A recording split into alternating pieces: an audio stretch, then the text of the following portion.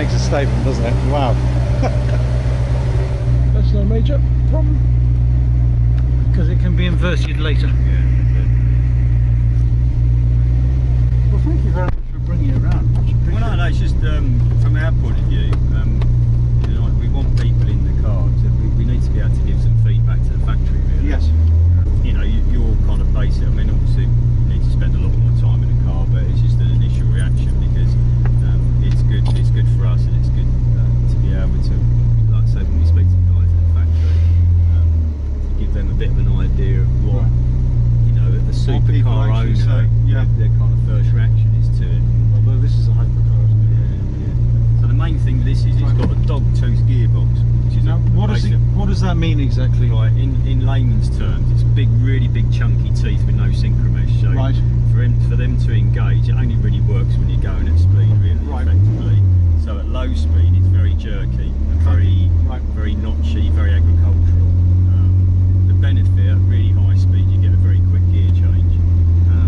But really, unless you're really driving the thing really, really fast, you don't necessarily see. So is it more for the racing track than it is? Kind of, but I mean, it's really for someone that wants something that's really different. And that's the route I think Zenvo are going there. They can't necessarily compete with, if you like, Bugatti or Koenigsegg or Pagani at the moment. Yes. They haven't got the resource and everything else. And they're still kind of, they're finding their feet a little bit with it all. So they've tried to come up with something that's really aggressive, super aggressive car, a bit brutal. And it's the only kind of supercar hypercar that offers a dog type gearbox. Right. Every other car you're getting on the road's got a synchromesh gearbox. Basically, if you like, without really being technical, you've got cones on the shafts which slow the gears down to allow you to select the gear. Right. You've got none of that in this gearbox. It's a racing type configuration. So it's brutal, it's quite harsh, the engagement. I don't mind that, actually. I mean, it's very involved. This type of car, it's sort of... Yeah, you have to work at it. The throttle's super sensitive. To get a nice gear change, you've got to concentrate quite a bit, really. Yes. So it's totally different from, say, a McLaren, Ferrari, Lamborghini type product, which is very, very refined now. They're almost seamless, and you know, in terms of their operation and everything they do. So, how is it going over bumps? We've got the suspension raised at the moment. Okay. It's got suspension lift front and rear, so I've got it up at the moment. The only thing with this particular car is because it's kind of a pre-production or a show car. Yep. The seating position's a bit too high. You're right, actually, because you're sort of up here, aren't you? So that's the only thing initially. The production road car, or TS1 that I've driven before, the seat's a lot lower, so you're really sitting in the car. So that's the only thing with this one. It isn't standard. The seat position's too high. It's nicely finished, though, isn't it? I think so. I mean, you know, it's a good standard. It's good standard. So what sort of type facility? It's on a carbon tub, presumably. It's a composite stainless steel carbon tub, complete carbon body. They make their own engine, their own gearbox. So it's a real whole car's in-house. Everything's done in-house, which is quite unique. This one over here.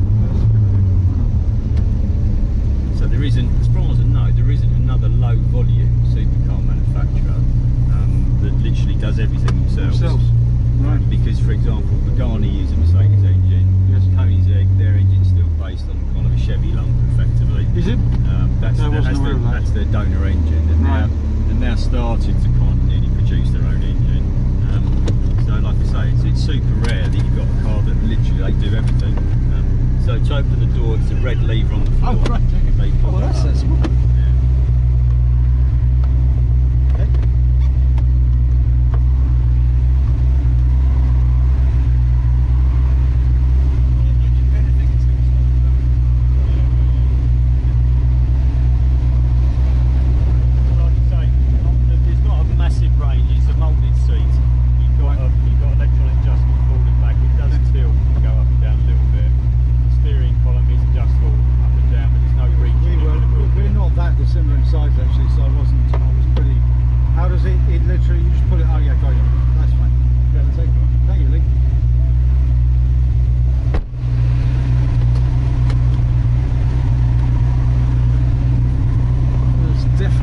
Definitely an experience. So obviously, left-hand drive, obviously, you know, so it feels strange to you initially. Conventional wipers are on this stalk here, up and down, and and indicators are on that still. Just up and down. Paddle shift, obviously connected to the wheel, up on this paddle, down on that paddle. Right. There is an automatic format, but what I suggest you do is drive it in the manual format. So when we get going, it's move the lever down to sport. Okay. Now the only thing is with the dogtooth gearbox, when the car's stationary, because if you like, the rear wheels aren't turning, so the gears aren't turning the gearbox. Right. So when you go to put it into drive, there's quite a delay until the teeth actually mesh. Right. So this is a trade-off of having a dog box. It's not like a synchro mesh box. Right. So with your McLaren, as soon as you pull the paddle back, it goes into first gear. Yes. Here there's quite a delay. There's a delay. It engages. Okay. And then normal driving, when we're on the road, as you go up through the gearbox, it's quite aggressive and clunky. But when you pull the paddle back at low speeds, just have a very, very slight lift on the throttle and back on it again. Okay. Okay. But the faster you go, the quicker the gear change becomes, so you don't have it's to... It's a bit like this, I mean, to an extent, the impact is a little bit like it was on my 575. Yeah. Because that was a single clutch. Yeah. So it was fantastic when you were really on it, but in town it was a little slow clunky. speed drive is clunky. So foot on the brake. So foot on the brake. That's it. Right down to. You got indicator there. So that's it. You're in first. And I'm off. But it doesn't roll forward without dodging. That's it. We'll take this incredibly slowly. So it's very torquey and very long geared. Right. So it's the opposite to the McLaren, which is short geared, obviously. Yeah. High rev it. This is just a real the old V8 effectively. So it's a supercharged engine. Yeah, twin supercharged. Twin supercharged. Where do they get that from? The base block, I think, started life as I think it came from America, so it's like a Chevy block, I think. Right. But basically, they've taken a block, reworked it, got their own heads, their own flat plate brake, it's their own engine really, basically. And the superchargers? I don't know where they're manufactured, to be honest with you. I don't think they're made in Denmark. I think they come from America or Germany. It could be Germany, I suppose. Yeah, maybe. Germany's pretty close. A lot of the technical support comes from Germany and engineering based, obviously, like they come on the German workers. So.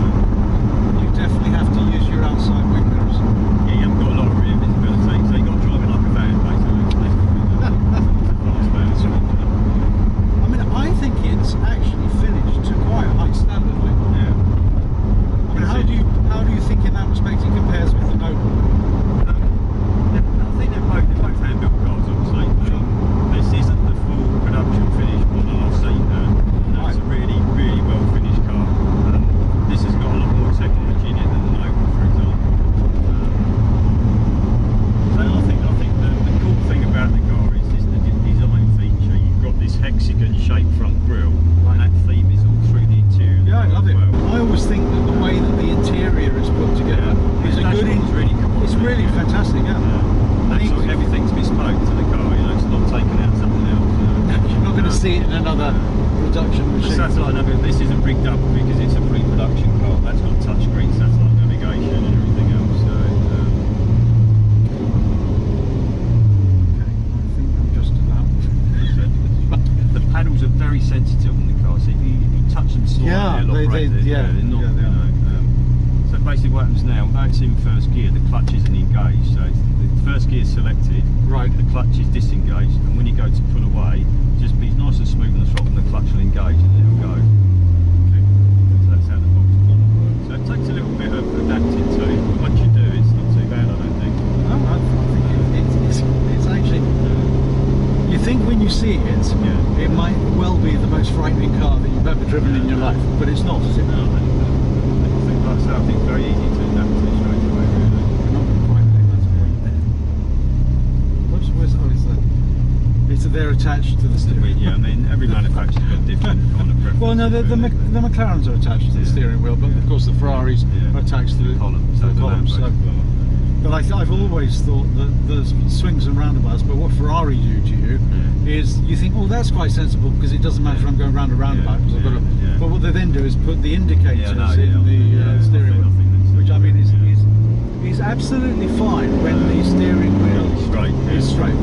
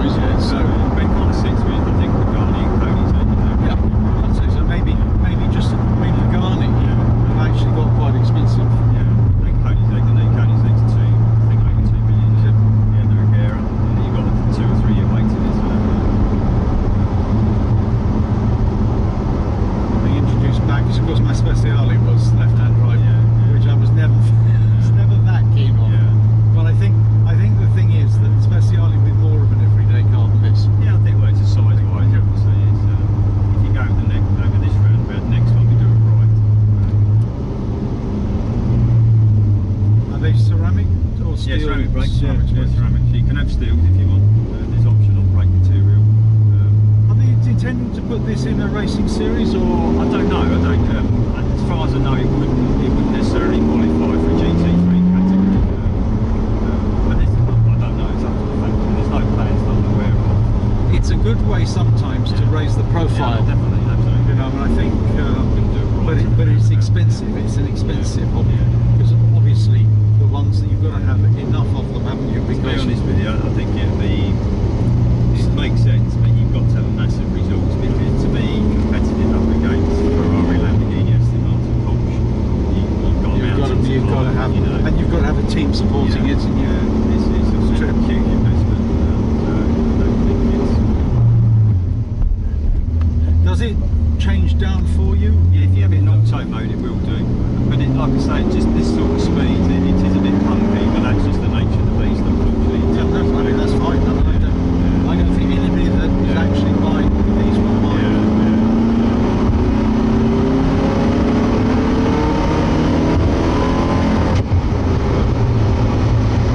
That's the engine. That's not the gear. That's the ignition cut. Because I did take my foot off. I thought, oh my god, there's nothing going wrong. That's normal. But when you're really driving along, it's like a machine gun going on. It's the ignition cut the engine. It's a backfire through the exhaust system. I thought for a second, what the hell have you done? No, if you drive a race car, that's what race cars sound like. You know, it's everything you hear, everything it does. You know, it's not. That's the whole point of it. It's not a soft experience. You know, it's very raw. It's very engaging. I don't think there's a car of this type you can get right up on. They're all. Zenvo will potentially be on drive. Will they? Yeah, they will. Because that will differentiate themselves in the market. And it's passed all the Euro 6 emissions test and crash test as well. I'd have to say, Lee, that I am not really accustomed to driving this type of car. This is the next performance league up from the McLaren. So it sort of gives you a very slightly sweaty bottom, but that is not the car. Yeah, but that's you've got it on. That's the whole point of it, though. That's what makes it special because you've really got to work a little bit. You've got to think about everything, and that's what a supercar, a hypercar should be. We've been brainwashed in the modern world over the last 10, 15 years, and we're told we've got to have stability control, we've got to have common braking, we've got to have this, that, and the other, all electronic control. But what people don't realise is the most exciting things in life are ones that you're really engaged in and you're connected to. Nice gear. I like the gearbox. Yeah, I mean, everyone should adapt to it. To get it to go smoothly, you just a little bit of thought. The only thing is with the dogtooth, like I said, when you drop below say 40 miles an hour, yes, coming down the box or even going up to that point, basically the gears in the gearbox aren't turning enough to find a point where they can connect. Right. It's only when they're spinning much higher that they're easy to engage, and that's a significant difference between this and the synchro box. But you can have the car with the synchro box if you want it, so you've got the option. It's not just this box and nothing else. But again, at the price point this is at, I suppose, I'm not sure how sophisticated the LaFerrari clutch is. I suppose the 919 was probably. Those cars are, again, they're kind of, if you like, I suppose they're like the benchmark cars. They're super refined and they've got, you know, like I say, a lot more development and a lot more skill set, obviously, behind them, pedigree. They're much more high tech than this. I wouldn't really compare it with the LaFerrari 918. It's very much Koenigsegg Pagani scenario. Right. I think this fits in with those products. The Bugatti's right at the top, and then, if you like, another group is the LaFerrari, the P1 and the 918, and then below that, McLaren, you know, Hurricane 488. That's kind of where. Well, I mean, in terms of performance, you're going to be right up there with this, aren't you? Yeah. But considering the state of the UK roads, I think it rides over the box quite well, really. Say it rides better over this than the GT4 did. The GT4 had a limited travel, and you clonk it out on slightly more serious like that.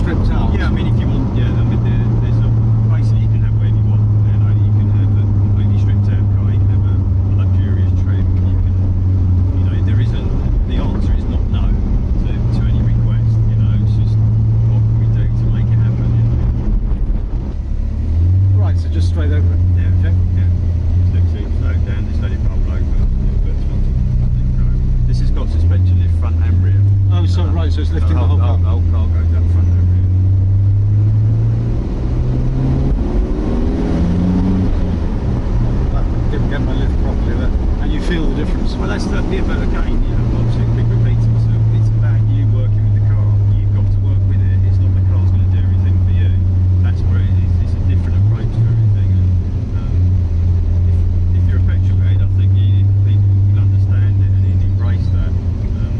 It's just having a certain mindset, a certain approach to driving. Yeah, no, it's I think, well, for me personally, I like that.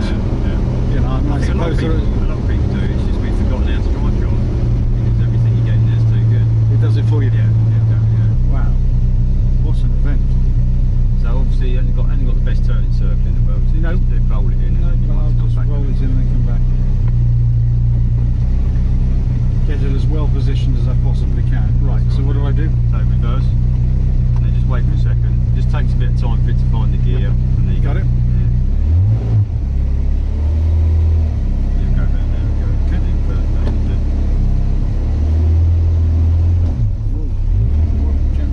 There was me not. That's okay. Like I said, it's a dog box. You're not doing any damage. That's how it's. It's very aggressive and very harsh. It's not a long gearbox, so it just takes a bit of getting used to it. And then just into park. Just press that one. Parking brake. What does that do? Activates the parking brake. You haven't got handbrakes, have electronically controlled parking brake. Where do you turn it off? Thanks, Lee.